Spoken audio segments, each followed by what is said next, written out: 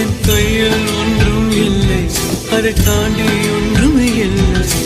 பெண்ணே பெண்ணே நீ இல்லை என்றால் என்னவே? ஓ நெருப்போடு வெந்தே மண்ணாவே. உன் பேரை சொல்ல